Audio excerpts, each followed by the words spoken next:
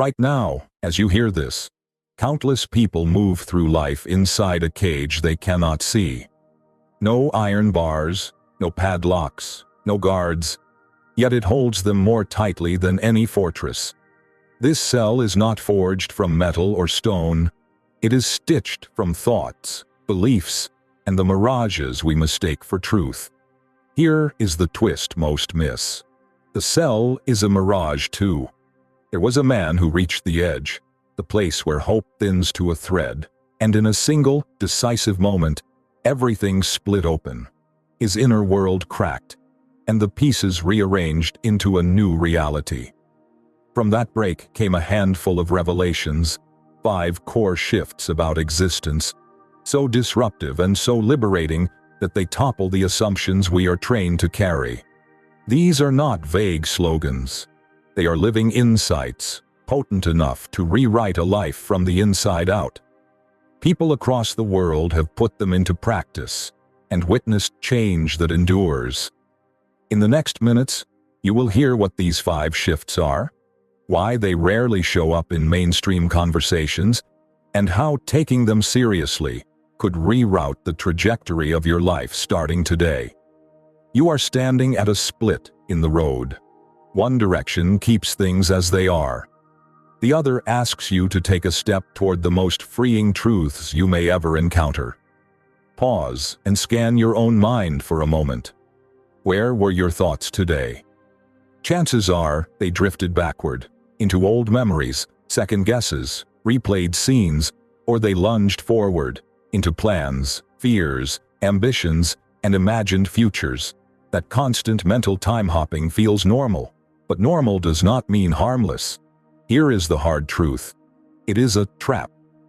A modern spiritual teacher exposed how this habit, the mind's obsession with then and later, is not just draining, it is the very engine of human suffering. He called it a form of mind-made time, a hidden mechanism that hijacks your peace and fuels cycles of anxiety, guilt, craving, and delay. When we cling to the past, we get hooked by shame, resentment, or sweet nostalgia. When we fixate on the future, we get swallowed by fear, worry, or hollow hope. And in both cases, we miss the only space where life actually unfolds. This moment. This is the mind's most convincing trick, making you believe that life is happening somewhere else, never here. But there is a way out.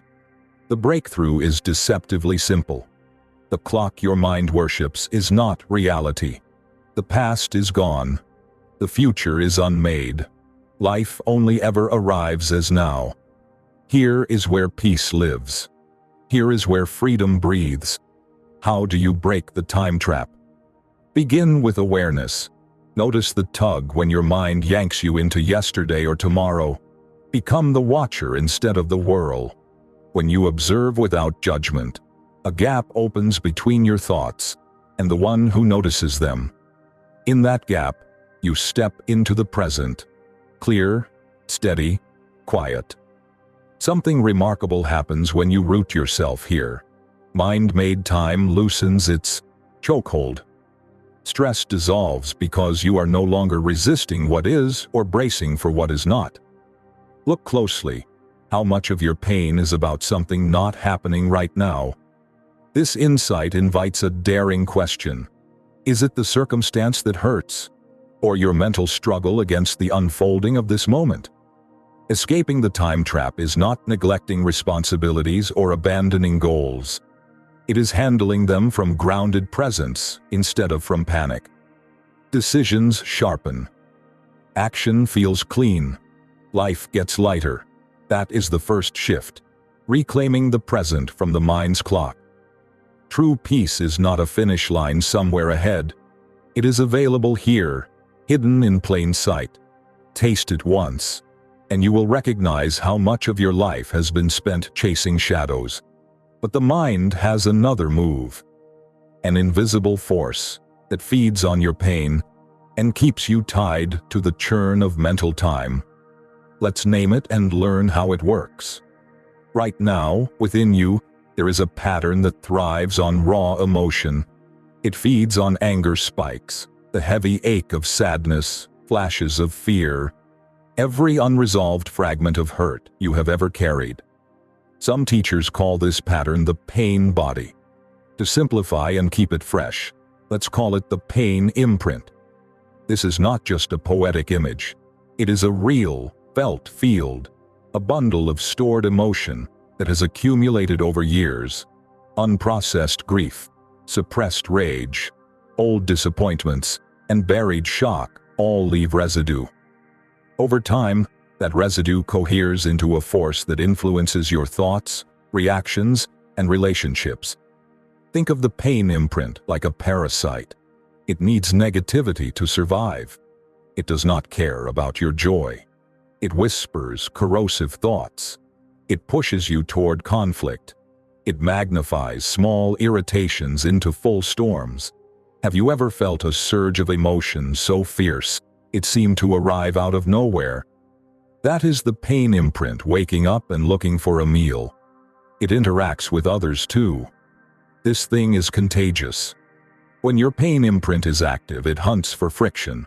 That is why some arguments escalate at warp speed, and why certain relationships feel like constant battlefields.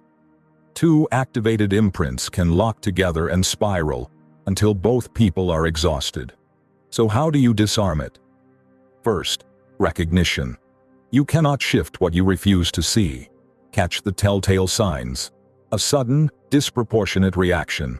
A compulsion to attack, defend, or shut down. A familiar charge in the body. Second, refuse identification. The pain imprint will insist, "This is you." It is not. It is a pattern of energy, old charge moving through. When it flares, pause, breathe, observe, name it gently. Pain imprint, not me. Do not feed it with more story or resistance. Here is the life changer. The pain imprint cannot survive sustained awareness. When you stand in presence and feel what you feel without pouring gasoline on it, the intensity peaks and then softens. Each time you choose awareness over reactivity, the imprint weakens. Over weeks and months, its grip loosens. You reclaim your emotional freedom. There is also the collective layer. Entire groups, families, teams, even nations carry pooled pain. Breaking the cycle means choosing peace in the heat of interaction. Stay present when someone else's imprint tries to hook yours. Set boundaries without adding hate. This is not easy. It is powerful. And it heals. Still, the pain imprint is only part of the puzzle. There is a deeper illusion that keeps you trapped. A fabricated identity you have been constructing for years. Let's tear the mask and see what is underneath. Who are you, really? Most people answer with a name, a job, an origin story, a highlight reel, a ledger of wins and losses, and the roles they juggle. Here is the uncomfortable revelation. None of that is your essence. The meticulously crafted character called me is a mental construct, stitched from memories, judgments, labels, and borrowed beliefs. It feels solid. It is as fragile as a house of cards. This construct, often called the ego, survives by attaching to things outside itself: possessions, achievements, status, appearance, even personal tragedies. It craves drama because drama proves it exists. The more conflict and comparison it can stir, the more real it feels. But the ego is never satisfied. Accomplish one goal, and it slides the goalpost. Earn one approval, and it demands another. The chase never ends, and the chase itself becomes suffering. So if you are not the story, who are you? Here is the profound answer. You are the awareness noticing the story. Imagine you are in a theater. On the screen, the character sprints, struggles, succeeds, fails. That is the ego. But you are not on the screen. You are the one in the seat, quiet, aware, watching. Most people forget the seat and think they are trapped in the film. The moment you remember the seat, everything shifts. The character can still act, build, love, protect, pursue. But you no longer mistake the character for your identity. Letting go of the ego does not happen in one dramatic scene. It resists. Its survival depends on your belief in it. It will send waves of fear, insecurity, and righteous certainty to pull you back into old habits. This is why presence, living here, not in the mind's timelines, is essential. The ego can only operate in before and after. It loses oxygen in now. Here is the deeper beauty. Your real nature is not something you find in a treasure hunt. It is what remains when you stop clinging to labels. It is already here, quiet, vast, undamaged by life's ups and downs. The path is not self-improvement as much as self-remembering. Peel away what you are not, and what you are stands obvious. When the identity illusion softens, the need for constant validation fades. You move through life lighter. You lead, build, and protect from clarity rather than from hunger. That is freedom, and it feels like waking from a long dream. Beneath the constant hum of thought lies a doorway, simple, wordless, always available. Step through it, and you enter a quality of being that is not only calm but catalytic. Let's call it presence. Presence is the master key that opens the gate out of the mind's prison and into a richer dimension of living. What is presence in practice? It is being fully here, not lost in reruns, not bracing for a future scene, fully in this breath, with this sound, in this room. When you are anchored here, the ordinary becomes vivid. The weight of air in your lungs, the texture of your steps, the nuance in another person's voice. Modern life is engineered to pull you out of this. Notifications beg for attention. Headlines hijack your nervous system. Algorithms drag your mind into 1,000 elsewheres. The system profits when you are absent. The secret is that presence is not something you manufacture. It is beneath the noise, like clear sky beneath clouds. You touch it in the pauses between thoughts. Taste it for even a few seconds, and you understand why it is the most potent state you can inhabit. Presence changes how reality feels. The mind's stories loosen. Anxiety and stress, dependent on past and future, begin to evaporate. You see what is in front of you without the fog of projection. Presence is a portal, because it connects you to something larger than your personal narrative. In presence, you sense the deep order running through life, an intelligence wider than the individual self. How do you access it amid chaos? Start with anchors. First, return to the breath. Follow one inhale all the way in, one exhale all the way out. Feel it physically, not as an idea. Breath by breath, you come back. Second, observe without grading. Notice your surroundings, your body, and your thoughts without slapping on labels like good or bad. Observation creates space, and space breaks the spell. Third, use your senses deliberately. When you walk, really walk. When you eat, really eat. When you listen, really listen. Sensory immersion is a direct path to presence. The power of presence is its simplicity. You do not need exotic methods or endless hours. The moment you stop resisting this moment and step fully into it, you are here. And from here, your purpose clarifies. You act without the static of fear or the ego's grasping. You become a steady presence in a frantic world, calm in the storm, light in the noise. This shift is not only personal, it is contagious. Imagine millions learning to live here more often, fewer wars, deeper bonds, better choices. That is not fantasy, it is already underway. Look at the world, the intensity, the upheaval, the feeling that something enormous is turning over. It is tempting to say everything is falling apart, but another view is breaking through.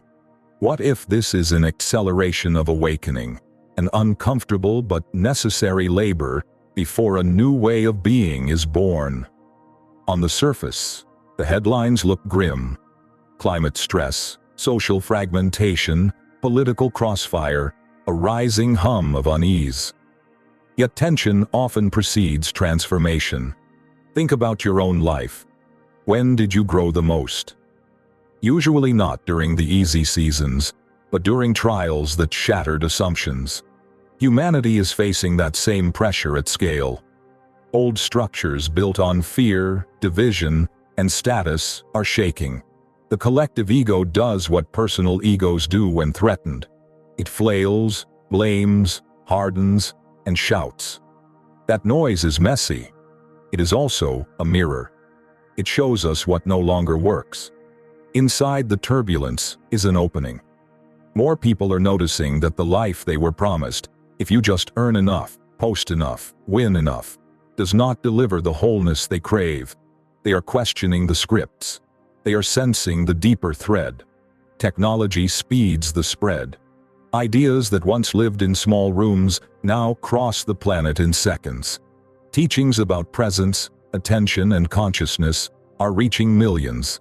Sparks of recognition flare everywhere. What does this mean for you? Choice. Resist the shift, cling to old patterns, defend the old identity, fight the tide, and the pressure increases. Lean into the shift, practice presence, loosen the ego's grip, heal the pain imprint, and you ride the energy upward. The chaos becomes fuel for growth instead of proof of doom. This acceleration is not about white-knuckling through. It is about learning to thrive. When you stabilize in presence, you join a movement larger than you. You stop being a spectator of the storm and become part of the calm that changes weather. That is the invitation. It is not theory. It is a call. So how do you stay grounded while the volume of life goes up? Let's bring these ideas into daily tactics. Simple, practical, doable, especially for a man with responsibilities and real stakes. Start with breaking the mind's time loop. Catch it in the act. When the mind drifts backward into regret, or leaps forward into dread, tag it, mind time.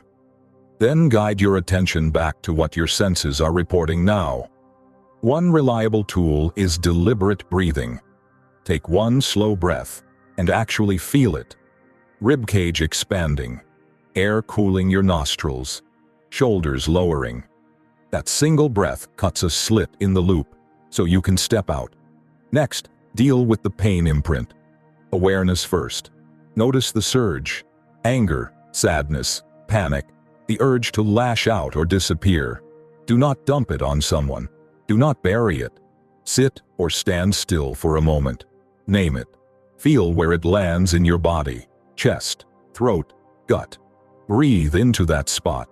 Let the wave crest without adding a story. In awareness, the wave breaks. Then, question the identity you have been using to steer. Where have you entangled your worth? Title, bank balance, physique, follower count, relationship status. Ask quietly, who am I without the story? Do not force an answer. Let the question do the work. What remains is steady and not for sale. Access the presence portal during ordinary moments. Choose a daily anchor. Washing your hands, tying your shoes, stepping through a doorway. Use that micro moment to drop in. Feel the water, the fabric, the footfall. It takes seconds. It trains your nervous system to come home fast. To navigate the world's noise, set guardrails. Reduce your intake of fear-bait headlines and bottomless feeds. Replace a slice of scrolling with practices that nourish. Time outside, a few quiet breaths, lifting weights, journaling a paragraph, praying, or sitting in silence.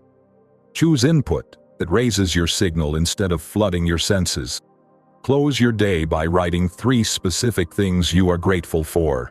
Not generalities, specifics. The way my kid laughed at dinner. the sunlight on the steering wheel on the drive home, the tough conversation I handled without blowing up. Gratitude does not make you naive. It trains your mind to register reality fully, not just the problems. Transformation is not fireworks. It is choices, small, repeatable, stacked, presence over distraction, awareness over autopilot, truth over appearance. Those choices ripple outward into your family, your work, your friendships, your leadership. You are not doing this alone. People across the planet are waking up, quietly, steadily, powerfully.